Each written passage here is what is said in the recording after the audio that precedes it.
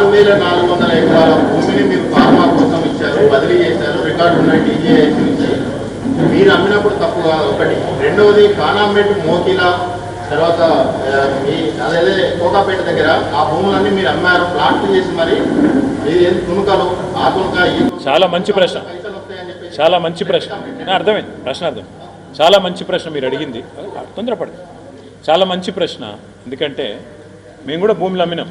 మాకంటే ముందు కాంగ్రెస్ వాళ్ళు అమ్మినాం, అంతకంటే ముందు టీడీపీ వాళ్ళు అమ్మినాం. ప్రభుత్వానికి పన్నేతర ఆదాయం కోసం ఏ ప్రభుత్వానికైనా ఇవాళ తప్పే పరిస్థితి లేదు. ఇక్కడ ప్రజల మీద పన్నులు పెంచలేము, మరి పన్నేతర ఆదాయం కావాలి, రాష్ట్రం సంపద పెరగాలి, ప్రజలకు పంచాలి. మేమేం చేసినాం బ్రదర్, నువ్వు చెప్పిన అన్నీ కరెక్ట్. ఏది ఈడమ్మినరు ఆడమ్మినరు 4 పేర్లు చెప్పినావు కదా, అక్కడ కరెక్టే మేము అమ్మినాం. కానీ ఎవరు అమ్మినరు దాన్ని? రాష్ట్ర ప్రభుత్వ సంస్థ అయిన హెచ్ఎండిఏ అమ్మింది, టీఎస్ఐసి అమ్మింది. మేము మధ్యలో ఉన్న బ్రోకర్ తెచ్చి 170 కోట్ల కమిషన్ ఇచ్చి వాడి చేతుల్లో భూమిని తాకట్టు పెట్టిన పరిస్థితి మేము చేయలేదు కదా. మేము అమ్మింది ప్రభుత్వ సంస్థ టీఎస్ఐసి, ప్రభుత్వ సంస్థ హెచ్ఎండిఏ. అంతేగాని మధ్యలో ఉన్న బ్రోకర్ని తెచ్చి. నేను అడుగుతున్నా బ్రదర్, మీరు ఆలోచన చేయండి.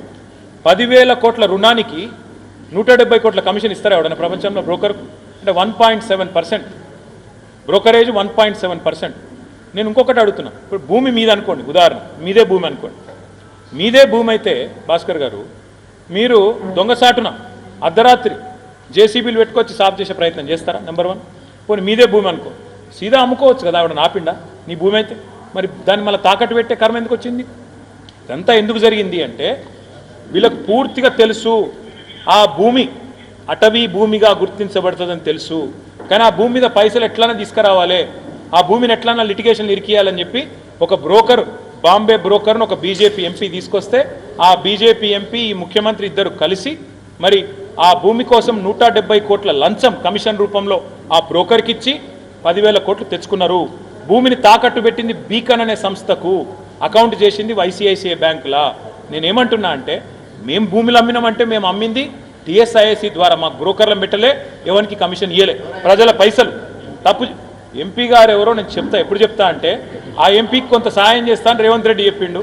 ఇలా ఫ్యూచర్ సిటీలనో ఆడనోయిడనో ఆ ఎంపీకి కొంత సాయం జరుగుతోంది. అది జరిగినాక కాగితంతో సహా బయటకు వచ్చి ఈ ఎంపీ, ఈయన బ్రోకరు, ఈ బ్రోకరేజు, ఈ ముఖ్యమంత్రి, ఈయన వీళ్ళ పాత దందాలు అన్నీ బయట పెడతా. మీరు జర్ర ఓపికగా ఉండండి.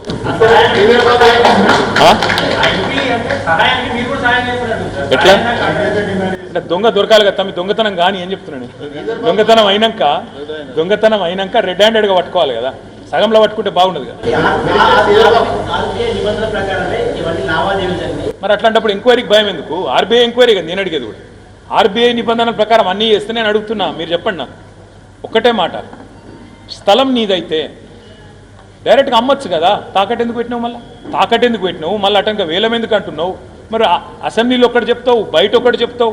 మీ పీసీసీ అధ్యక్షుడు నేను తాకట్టు పెట్టినా అంటాడు, నువ్వు పెట్టలేదంటావు. ఏది కరెక్టో మీరు అనుకోండి. ఫస్ట్ ఒక అర్రలో కూర్చొని మొత్తం గాంధీ భవన్లో కూర్చుంటారా ఇంకొక అది ఎవడో పేపర్ ఒకటి రాసిండు, నాకేం సంబంధం స్వామి? ఆయన కలవడ్డదేమో, మాకేమి? మేము అన్నామా ఎక్కడన్నా? మీకు చెప్పినామా? మేము చెప్పినామా? అరే ఎవడో కూడా అంటాడు, ఆయన నాకు అర్థం కాదు. ఆయన కలవడ్డదేమో. మేము అధికారంలోకి వస్తే